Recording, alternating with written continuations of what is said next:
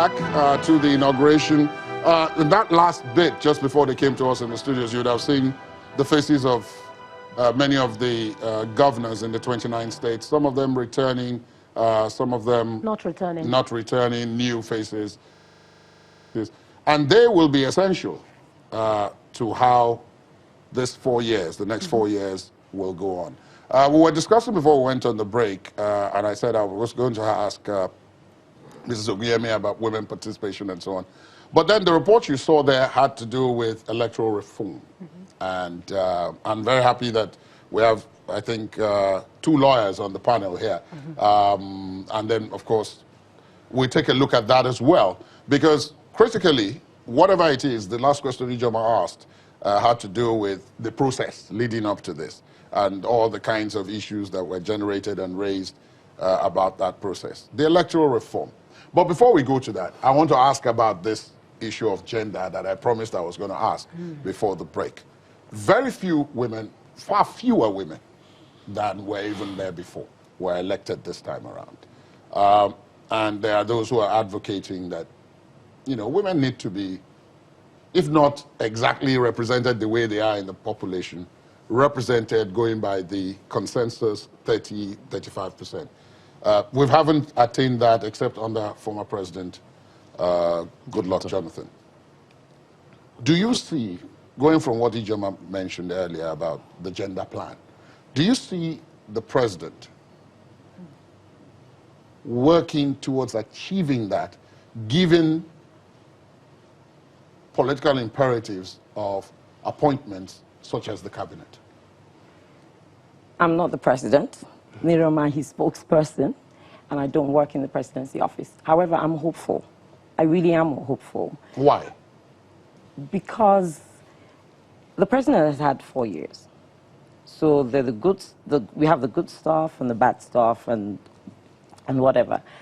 Now he has an opportunity to correct some things that he probably, on reflection, that I need to do better in this. I've listened to the people.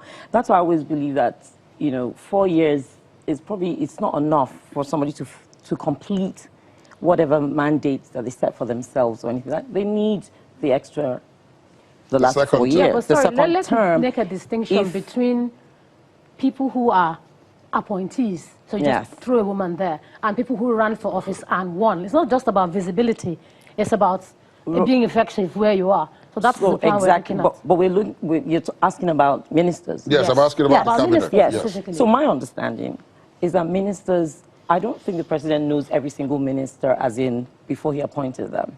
He will look at their resume, whatever. They're recommended by the governors because each state has to be represented, federal character. So, for example, if he goes to the governor of Lagos State, nominate somebody. So is that so if the governor is nominating there are not enough men women with that kind of a CV that the governor will want to recommend? So that's where we should look at. Well, who are they recommending just one person? This is the person I want. I really don't want to talk for governors or the president. But you said you work for Lagos government. I do, but I'm a political appointee. No, I'm a political appointee within Lagos. I'm not a minister, I'm not federal. We're talking about the federal ministry. If you talk about Lagos, we have women. I don't think it's an issue in Lagos. If the governor were to be inclined towards nominating a woman. Who does he have within? Because they have to come from that state to represent, like I said, federal character. So a governor gives the president a list of 3 men. You know, we don't know whether the president will say, don't you have any women? Is it completely down to just the governor? Is that what you're saying? I think so. I won't say it's completely 100% it's all the governors because I don't want to go into whether they're political issues in terms of if the president says, I would like this woman, and the governor says, like you were saying before the segment, and say, no way, you're not appointing that person, I don't want that person. And I'm sure there's a lot of political things going on there. So, but he's the president. He can appoint whoever he wants. He can decide. Can I just link up to the segment where you were talking about celebrating? Yes. Rather than what I'm all for. Why shouldn't you celebrate? You won an election. You are now being inaugurated. If he wants to celebrate today, he wants to celebrate tomorrow. Why should we say, oh, he must don't celebrate, or that he must give a speech today? I was expecting a speech. I didn't get a speech. Does not mean I'm disappointed I didn't get a speech. That's the decision he has made. So maybe on the 12th, June 12th, he'll make a speech. He also said that if it's correct, that's what he said. I didn't hear him say it. I read it where he said, "People call me Baba Go Slow. I'm going to show you basically that I'm going to be faster." So yes, there were errors there. 6 months it took to get. I'm very optimistic. Yeah, Mr. Fusika is smiling. I'll get to you. Yes, but Ladi's initial question was if you think the president will. I'm hopeful. Yeah, of course, you're not sure, and one knows I'm not the why president. You're not, I don't know, but I am hopeful. Mr. Fusika, you've been very hopeful, actually. Really smiling when you were we live on hope now. we have to be hopeful that our country will be better, that things will be done better. But then we also have to plan for it to be better. Beyond the hope, which is what was my initial we are not in the planning committee. Whatever. We are, you know, how do outsiders. I put it? We're outsiders, so we have to. But I'm just saying that from what we have seen in the last 4 years, we are hopeful that things would change, and that all the disappointments we have had would, you know, disappear. He has advisors. You know, and, he has advisors. And just to say, when she was saying that he's going to consult Wiki, for instance, to give him a minister. He has to appoint people with whom he can. He doesn't need any governor to tell him. The constitution says must be follow the from his federal character or whatever. Yes. So what do women need to do differently to be appointed? That's the question. If it's just by appointment, what can we do differently for us to be I think I appointed? disagree with her on saying that Lagos is doing better and all that. Do you have statistics? We've had do you have statistics? We've had how many women deputy governors? Why are they not qualified to be governors? After all, in other climes, your deputy is supposed to be following your natural successor. Natural, but we've not had that. So which to say that to say that Lagos is doing better. The problem we are having is that, you know, our society is male-dominated, you know, and they don't. Well, don't let me even say it's not a man-woman thing, really. You were trying to respond. No, she will. No. The problem we are having in the country politically is not man-woman as such. It is about, you know, the political environment has been taken over by, you know, I don't want to use negative words, you know, been taken over by, you know, traders and, you know, people who do those kind of things. So, and women, they cannot compete in that kind of environment. It's not that they are not competitive, they cannot compete in that kind of environment. So they are overwhelmed. And yes, no matter what they do, it's not about know your word, know this, know that. How many women can they do toggery? Toggery? Yes, toggery. Is that what it takes to be a minister? That is what we have been experiencing since 1999. That's the truth. Let me bring in. This one more point. One more point on this June 12th thing before you know. And I think I'm directing that at Senator Mamura. You know, the faction of the ruling political party in, you know, you will know. You know, Awolowo will promise free education, free this. You already know what the programs are. Their own cardinal program. Professor Mamura, I hope you are hearing me. Yeah, but it would be fair for her to respond. Then we'll go to Professor. Yes. No, this thing is about June 12th. You know, it's a cardinal program for them to have it as a Democracy Day. I think it's one of their bargaining thing with the other faction of. I'm not by any chance saying we shouldn't have June 12th. I say, you know, but that's their major achievement for participating in this. And I congratulate them, really. Okay, Senator Mamura, we'll come to you to explain that, but you wanted to respond? Very simply, so basically it's that fixed mindset about women can't do this, can't do that. In terms of what you said, if we continue, thuggery is not something that is positive. So women don't want to be thugs. But you can't say that thuggery is what brings about government or government. We're talking about governance and all that. In 2015, world leaders came together and said by 2023, we are going to have these sustainable developmental goals. SDGs. SDGs. There are about 17 of them, and you cannot do them without gender equality or women empowerment. A government, a society needs resources to be successful. Part of the resources is human resources. Women are part of human resources. I support you. I know you support me. I'm only saying that you cannot. You're supporting her, but you're insisting on. But you're saying that we're not. People see from what I've said that the deputy governor, for instance, should have succeeded. No, what she's trying to say, should have succeeded. You shouldn't say there are things women cannot do. That's her point. Can they do toggery? They can't. They are not meant for that. Toggery is not part Must of. it be toggery, though? No, we can't. See, that's a fixed. I'm talking about what we have experienced. I'm not this kind of encouraging battle because there are No, two I'm of not you. encouraging toggery. No, I'm not saying it is right. Seriously speaking, yes. Senator Mamora, Senator Mamora, I want to come to you because part of what has been raised are constitutional issues, and what we're trying to take a look at is how to make the system a bit more effective and a bit more result-oriented. But Mr. Fushika has made a comment about June 12 and why it is such a big deal now.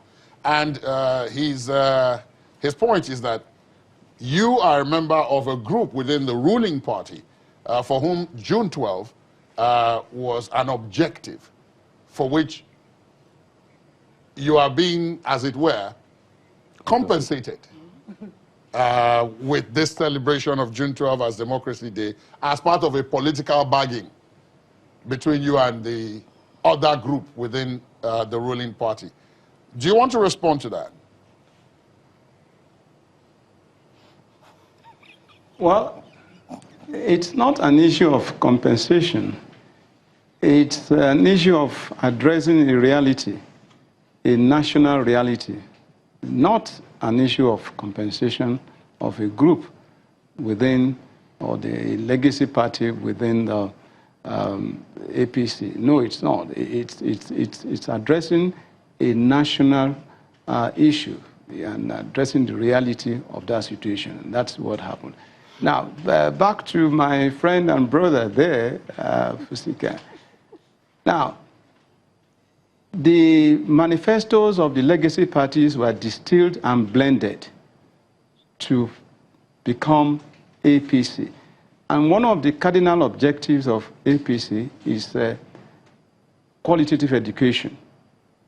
So, to that extent, whatever has been part of ACN that was part of the legacy party has been taken on board, just like some other issues or some other objectives or policies or manifesto in the other legacy parties were brought together, like I said, distilled and then harmonized and blended.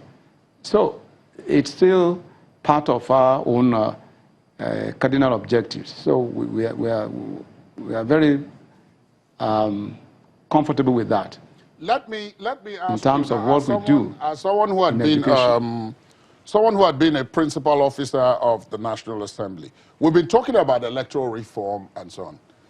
I'm sure you followed the events of this electoral reform bill and the fact that even before the election, it was rejected by the president as having been brought too close to the election. That's apart from some of the objections he had to some of the provisions within it.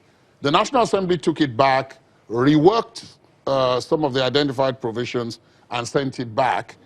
It was still not signed at that point. And then after the elections, it was reworked again and sent back, and we're not aware that as at today it was signed. What do you think is responsible for that? Well, for me, Mr. President must have had his own reservations somehow along the line. And to the best of my knowledge, I think the timing of the amendment in the Electoral Act was one of the issues that Mr. President mentioned. Having been a party to, or being a signatory to the ECOWAS position on electoral reforms, that 6 months or less than 6 months to an election, it should not be the time for introducing amendments into the Electoral Act of any member state. And I think that was a major plank for which Mr. President declined assent. Yes, but even if that were true, even if that were correct, if we take that to be correct, Senator Mamora, after the election was conducted and won and lost, depending on who it was that we're talking about, it was reworked and sent back. Surely the ECOWAS protocol does not refer to after the elections. Well, like I said earlier on, Mr. President most likely had his own reservations, maybe based on the advice from his advisors, contrary to the position of the members of the National Assembly. But having said that, I have always argued that, yes, despite separation of powers, but in order to achieve good governance, you need collaboration, you need synergy. And you need enough time to be able to take the two sides, into the process in terms of what we're trying to achieve, and then of course what the input, because there must have been a public hearing where people had input, and then of course we will expect, or I will expect, that government officials at the executive arm of government should also have been present as well to have their own input. So I think one of the issues that is involved will have to do with political will, because we need a lot, we need to do a lot in terms of electoral reforms. We've had so many papers gathering, from even as far back as President Yar'Adua's time, the Justice Uwais panel, you have the Balaki, you have, I think, lately, Ken Namani's report and all that. So we have enough to, and one of the issues, apart from other issues that you mentioned, electoral offenses that are not really being adequately addressed. And of course, meting out punishment for electoral offenders is an invitation to committing more of such offenses. And of course, you're looking at the whole process, because electoral process involves the pre-election, intra, and of course post-election.